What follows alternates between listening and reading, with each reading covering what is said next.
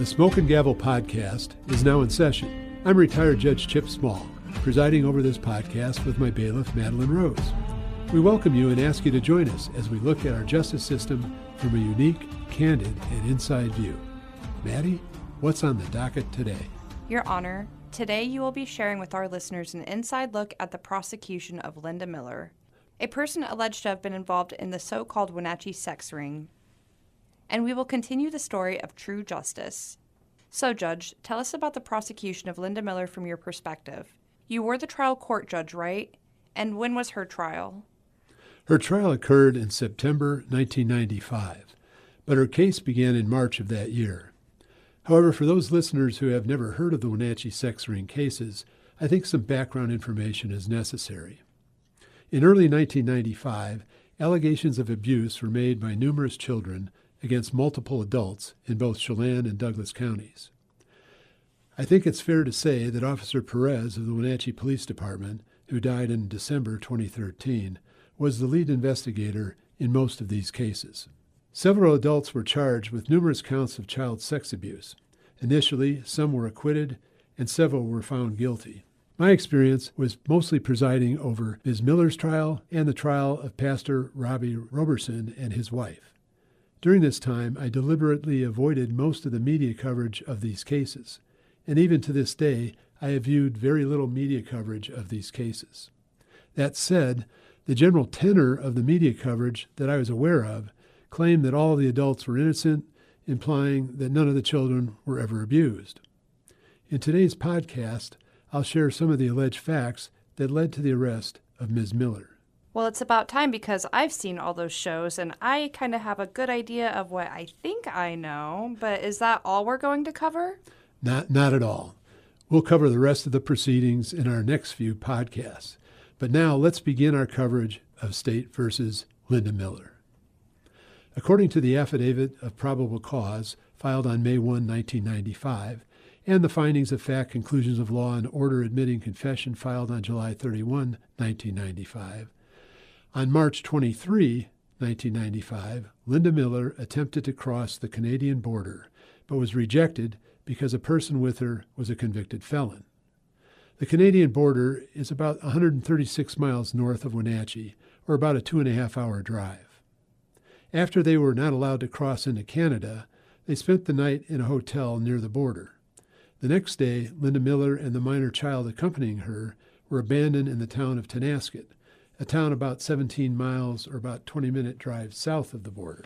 Wanting to return to Wenatchee, she voluntarily accepted a ride to the Tonasket police station, where she identified herself. She stayed in the waiting room of the station until about 7:15. During her wait, she was free to leave at any time. Between 7 p.m. and 7:15 p.m., the Tonasket police chief learned that Linda Miller was wanted by the Wenatchee Police Department for suspected child sexual abuse. At the Wenatchee Police Department's request, she was taken into custody by the Tonasket police chief and held until the Wenatchee Police Department officers arrived to return her to Wenatchee. Before being placed in a holding cell, she was advised of her Miranda rights and indicated she understood them. A little after 9:30 p.m., WPD officers arrived. She was allowed to use the restroom and declined water.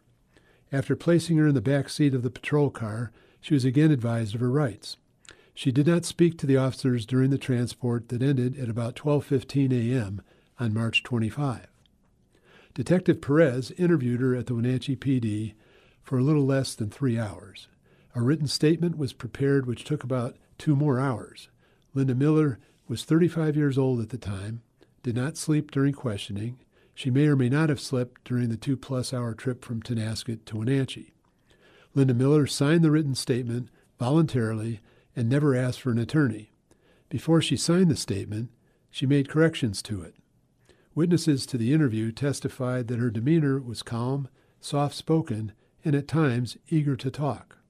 And we're going to stop there now for a little commercial break. The Smoke and Gavel podcast is sponsored by Judge Small Books and Gatekeeper Press, a full-service publishing company empowering authors with complete creative control, professional guidance, and 100% royalties. Whether you're publishing your first book or your 10th, their team makes the process simple, transparent, and truly author-friendly. Listeners of the show can receive 10% off any publishing package with Gatekeeper Press. Just mention code CHIPSMALL when requesting a quote or during your free consultation at gatekeeperpress.com. So after she signed her confession, what happened next? The state charged her with 8 counts of child molestation in the first degree on March 29, 1995. Each count carried a maximum penalty of life in prison. Shortly afterward, the police questioned Larry Steinborn, the former husband of Linda Miller. He stated that he witnessed Linda Miller have sex with the 2 alleged victims. He watched her perform certain acts that amounted to unlawful touching of the alleged victims. Steinborn had previously been convicted of molesting one of the alleged victims of Linda Miller, and he received a special sex offender sentencing alternative sentence, which suspended his sentence on certain conditions. So he was not in custody when he was interviewed. It was also alleged by a cellmate of Linda Miller that Linda Miller made a phone call after her arrest and confession, telling the other party on the phone, "I signed a confession. I told them everything. I'm glad it's finally over." That's disgusting. Some people are sick. Well, that was for the jury to decide. Yes, this is true. Linda Miller later described the interview, saying that Detective Perez told her she basically didn't have any rights. She was denied sleep and anything to eat and would be there until he was finished with her. She also stated he told her if she ever wanted to see her children again, she would cooperate and do exactly what he told her and say exactly what the truth that he already knew. She said he didn't raise his voice, but he spoke in an authoritative voice. She said she would have signed anything that night to see her children again. Consequently, before the trial, as a trial court judge, I had to determine if Linda Miller's confession was admissible. We'll cover that and the issue of expert witnesses in our next episode. Well, with that, it's time we continue our reading of True Justice. Chapter 10. On the way to EPD, Lupe sits on the hard plastic rear seat of the trooper's SUV, intermittently crying and staring out the window as the car's sirens ring in her ears. She tries to convince herself that Arturo did nothing wrong. He said it was an accident. After arriving at the station, McGunn escorts her to an interview room and sits her down forcefully. "Young lady, if you know where Azul is going, you have to tell me now."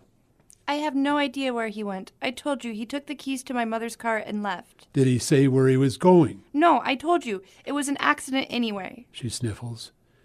"Where do you think he went?" McGunn continues. "It will be better for him if he turns himself in."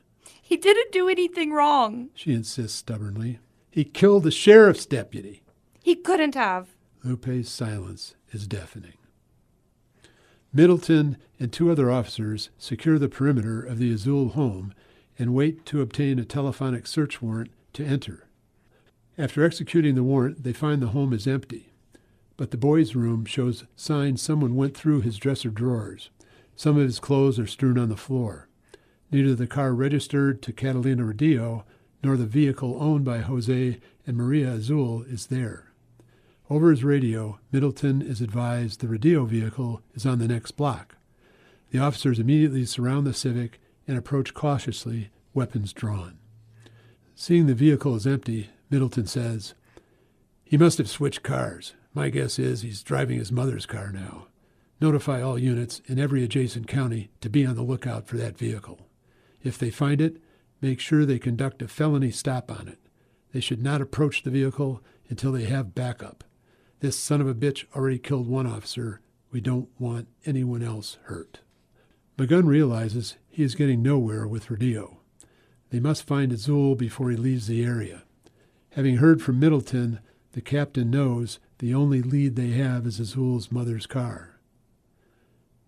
"Where are you going, Azul?" In desperation, the captain calls a press conference to warn the public and hopefully get help in finding him. "Ladies and gentlemen," McGunn begins, "at approximately 10:30 this morning, outside Lakeview, there was an officer-involved shooting. Regrettably, the officer died at the scene. Pending notification of next of kin, we are not at liberty to identify the officer involved at this time." A murmur goes through the handful of newspaper, radio, and online reporters gathered at the hastily called media conference. He continues, We have identified a person of interest, Arturo Azul. He is 5 feet 6 inches tall, 145 pounds, with dark brown hair and brown eyes. We are providing you with a copy of his driver's license photo. Currently, we are attempting to locate Azul. If anyone has any information on his present location, please contact us by calling 911. Do not attempt to contact him. Azul is considered to be armed and dangerous. Again, if you have any information on his current whereabouts, call 911. Thank you. Maria Azul is already halfway to Whitby, with Arturo lying down in the back seat of her Toyota Corolla. Whitby is a small farming community about 60 miles east of Eagleton in the High Plains area. The landscape is mostly wheat ranches and alfalfa seed farms. Since Whitby is more quickly accessible by traveling the interstate highway, Maria chooses the rolling, less traveled state highway north of the interstate.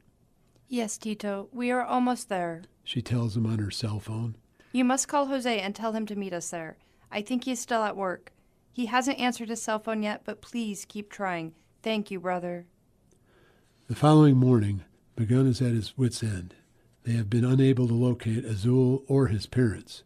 Despite the plea to the public for help, so far all the calls they have received are dead ends. The community is overwhelmed with shock and sadness over the loss of a beloved officer. No one can remember the last time a local officer was killed in the line of duty. They want whoever did it brought to justice. Waiting in the lobby of the EPD is Valeria Hernandez, fallen officer Homer Hernandez's sister, the only known relative of the deceased. She was notified of his death last evening. Magun dreads meeting with her, but he promised to do so when she called this morning. The conference room at EPD is now serving as the headquarters for the task force formed to capture Hernandez's killer. Special Agent Floyd West of the FBI is waiting there at Magun's request to help show Ms. Hernandez that they are doing everything possible to catch Azul. Magun begins. Ms. Hernandez, we are sorry for your loss. Your brother was one of the finest deputies in Franklin County. He will be sorely missed. Please, have a seat. Thank you, Captain. Valeria slowly sits down. I want you to know we are doing everything possible to apprehend his killer. This is Special Agent West of the FBI. Stepping forward, West states perfunctorily, Ma'am, and nods his head. He has notified Homeland Security at the border to be on the lookout for Azul. They have his photo, and all Border Patrol agents are aware of the urgency to apprehend Azul, Magun advises her. Thank you, Agent West. She replies, somewhat surprised. Turning back towards the captain, she says, So you believe he has already left the state? Not exactly, Magun responds. However, we must concede that possibility. Unfortunately, we really have no idea where he might be. We searched his parents' home, where we believe he resides. It appears he went there after the incident to obtain some belongings. We also believe he may be in his mother's car, but we don't know where he is headed. Have you spoken to his mother, Maria Azul? She asks. You know his mother, ma'am? Magun states, surprised. I was in her home a few days ago. We were making tamales together for a church fundraiser. Are you friends with the Azuls? Not exactly. More acquaintances. It was the first time I met her. Well then, is there anything she said that might indicate where Azul may be? Not that I can recall. She replies thoughtfully. She told me Arturo may have become involved in a gang here. Raising his eyebrows, Magun asks, Did she mention which one? His mind racing, he thinks, could this have been some sort of gang-related shooting? I don't believe so, but it was a local gang that I presume had members attending the alternative high school where Arturo was a student. That may be very helpful. We'll investigate that. Is there anything else she said that may help us locate Azul? At that moment, Officer Middleton steps in. Captain, I need to speak to you now. All right, if you'll excuse me, Ms. Hernandez. We'll keep in touch with you as soon as there are further developments. If you think of anything else, don't hesitate to contact me. Agent West, would you please escort her out? Thank you. Okay, Jim, what have you got? Our stakeout at his home paid off. Just a few minutes ago, Maria Azul returned home. We have her in custody, and we are bringing her in for questioning. The search for Arturo Azul, the killer of Deputy Hernandez, continues. Will they find Arturo, or is he going to literally get away with murder? Well, I really hope you didn't write a story where a cop killer got away with murder, but I guess they will see soon enough. So what's on the docket on our next podcast? Our next podcast will continue the inside view of the case of State versus Linda Miller, one of the so-called Wenatchee Sex Ring cases. Ooh, here we go.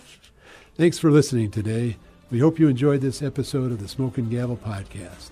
To learn more, visit judgesmallbooks.com. Don't forget to like, subscribe, and share to stay connected. Until next time, God bless.